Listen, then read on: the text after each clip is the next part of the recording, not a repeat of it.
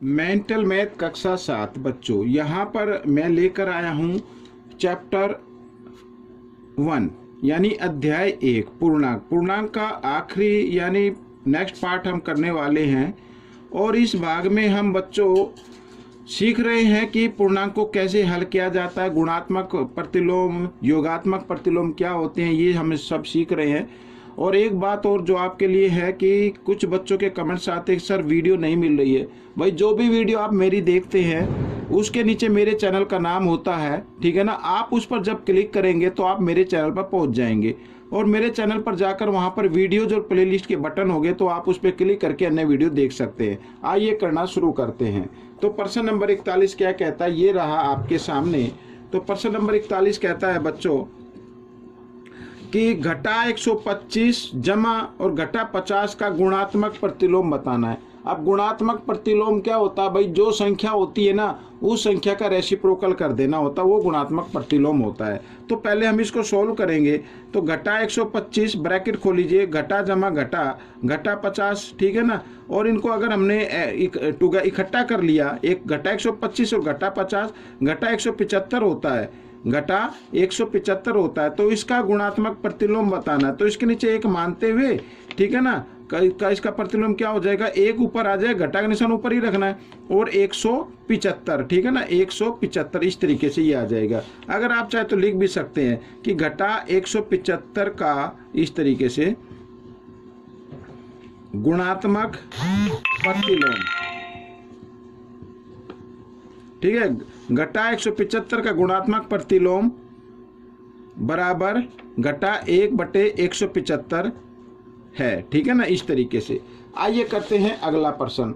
तो अगले प्रश्न में बच्चों प्रश्न नंबर 42 क्या कहता है, सरल कीजिए। सरल करना है, सरल करना है तो बोर्ड मास का रूल तो आपको मालूम होगा ना।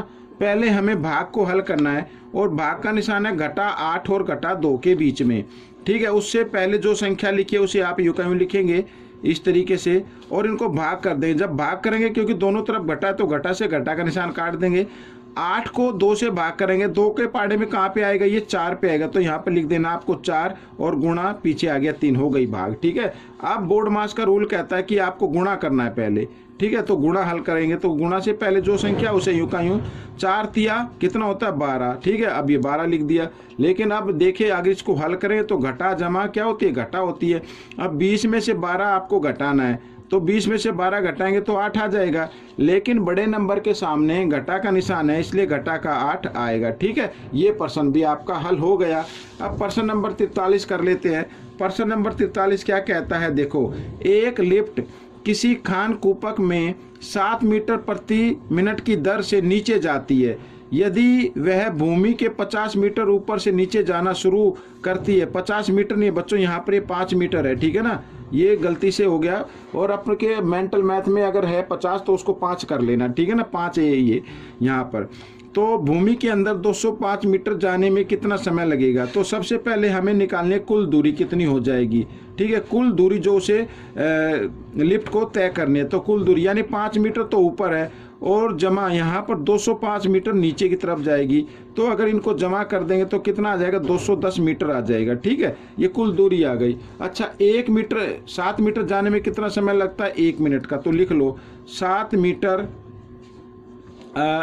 7 मीटर, यहाँ पर मैं इसको जरा ठीक कर लेता हूँ, हाँ ये 7 मीटर जाने में समय लगता है। आप चाहे तो इसको और बड़ा भी लिख सकते हैं, ठीक है ना। एक लिफ्ट को 7 मीटर जाने में समय लगता है, ऐसा भी लिख सकते हैं। तो बराबर कितना लगता है, 1 मिनट लगता है। तो 1 मीटर जाने में कितना समय लगेगा बच्चों, 1 मीटर में तो बहुत कम लग जाएगा। तो हम क्या करेंगे, ये जो 7 है ना इधर आकर ये भाग में आ जाएगा इस तरीके से। अब निकालना 210 मीटर का। तो 210 मीटर जाने में समय लगता है। 210 मीटर जाने में कितना लगेगा, ज़्यादा लगेगा। और ज़्यादा के लिए क्या कर देना, गुणा कर देना बच्चों इस तरीके से, ठीक है। अब काट भी सकते इसके नीचे एक मानते हुए। तो 7 से 7 एकम 7, 7 तिया 21, 0 की 0, तो 30 मिनट लगेंगे बच्चों। कितने लगेंगे, 30 मिनट लगेंगे, ठीक है ना। ये आपका उत्तर आ गया। अब हम करेंगे प्रश्न नंबर 44। ये रहा प्रश्न नंबर 44 आपके सामने। तो क्या कहता है, देखो प्रश्न नंबर 44 भी, दो पूर्णांकों का योग घटा 1500 है। यदि एक पूर्णांक 599 है तो दूसरा पूर्णांक ज्ञात करो। दूसरा पूर्णांक या तो आप योगफल में से पहले पूर्णांक को घटा दो, अदरवाइज आप इसको थोड़ा सा एक्सप्लेन कर लो। ठीक है, कैसे करते हैं, माना दूसरा पूर्णांक x, ऐसे लिख लेना, माना दूसरा पूर्णांक x, ठीक है, इस तरीके से। और पहला पूर्णांक क्या है वो भी लिख लीजिए, पहला पूर्णांक है 599। ठीक है, अब प्रश्नानुसार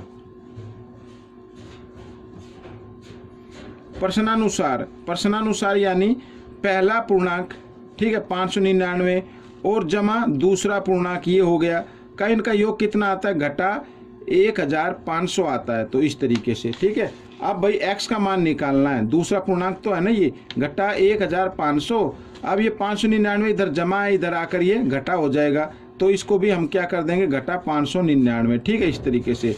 अब इन दोनों, ये भी घटा का ये भी घटा का, तो दोनों को इकट्ठा कर दीजिए, तो 9 का 9 आ गया। ठीक है, यहाँ पर दाई पे 9 है, यहाँ पे 0, तो ये भी 9 का 9 आ गया।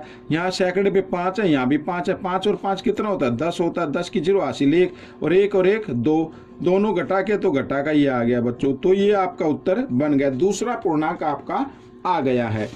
अब प्रश्न नंबर 45 क्या कहता है, इसको भी देख लेते हैं। प्रश्न नंबर 45 कहता है कि मान बताना है। अब मान बताना, फिर भाई इसमें फिर वही बोर्ड मास का रूल अप्लाई करना है। पहले आपको क्या करना, भाग करना है, ठीक है ना, उससे बाद आपको गुणा करना है। ठीक है, आइए उससे पहले संख्या हम यूं का यूं लिख लेते हैं, घटा। ठीक है, अब बच्चों 200 को 8 से भाग करेंगे, 200 को 8 से भाग करेंगे तो कितना आएगा, 25 आएगा। आप भाग करके देख सकते हैं इस तरीके से। ठीक है, 8 दूनी 16। ठीक है, यहाँ पर कितना बचा, 4 0, 8 पंजे 40, आ गया ना 25, तो 25 लिख देना इसकी जगह। और फिर यहाँ पर जमा, फिर इसके बाद भाग तो हल हो ही गई है, गुणा भी कर सकते हैं, बोर्ड मास का रूल कहता है। तो 25 पंजे कितना होता है, 125 होता है। ठीक है, अब बच्चों यहाँ पर करेंगे हम जमा। 125 के सामने जमा का निशान है, इधर भी 125 के सामने कोई निशान है तो भी जमा का है। तो 125 और 125 कितने हो गए, 250 और घटा 25। ठीक है, अब 250 में से 25 घटा देंगे तो 225 ही बचेगा।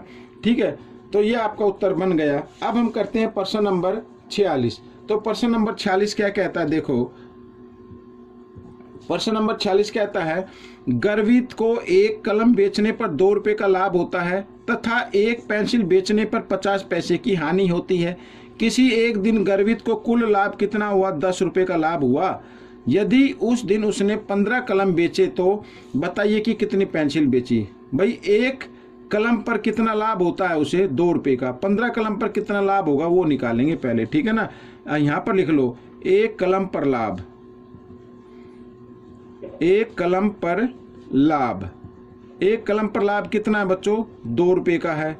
ठीक है, 15 कलम पर लाभ कितना होगा, 15 पर तो ज़्यादा हो जाएगा, 15 गुणा 2 कर देना तो कितना आ गया, 30 रुपये आ गया। ठीक है, 30 रुपये का लाभ होगा, लेकिन उसका शुद्ध लाभ कितना है, लेकिन गर्वित का लाभ यहाँ पर लिख देते हैं, गर्वित का लाभ, लेकिन गर्वित का लाभ कितना है, 10 रुपये है भाई, उसका तो क्या है, 10 रुपये है। लाभ होना चाहिए था कितने का, 30 रुपये का, लेकिन हुआ कितने का, 10 का। तो इसका मतलब क्या हुआ, हानि होगी ना उसे, तो हानि हुई है तभी तो ये लाभ कम हो गया। तो हानि कितने की हुई है, तो आप इस तरीके से कर सकते हैं कि या तो इसमें से इसको घटा दो, कोई दिक्कत नहीं, हमें तो हानि निकालनी है। तो 30 में से 10 घटा दिए तो कितना हो गया, 20, यानी 20 रुपये की हानि हुई है। क्या हुआ, 20 रुपये की हानि हुई है। अब हमें बताना है कि उसने कितने पेंसिल बेची। यदि एक पेंसिल पर कितना है, 50 पैसे का लाभ। अब ये जो 20 रुपये है ना, इसके भी पैसे बना लो, या भाई 20 को 100 से गुणा कर दो, या इसके पीछे 2 जीरो लगा लो, 2000 पैसे हो गए। ये क्या हो गए, 2000 पैसे हो गए। ठीक है, अब यहाँ पर लिखा है, देखो ध्यान से देखो, यदि पेंसिल बेचने पर उससे क्या होता है, 50 पैसे की हानि होती है। एक पेंसिल पर कितनी की हानि होती है, 50 पैसे की, यानी 50 यहाँ पर।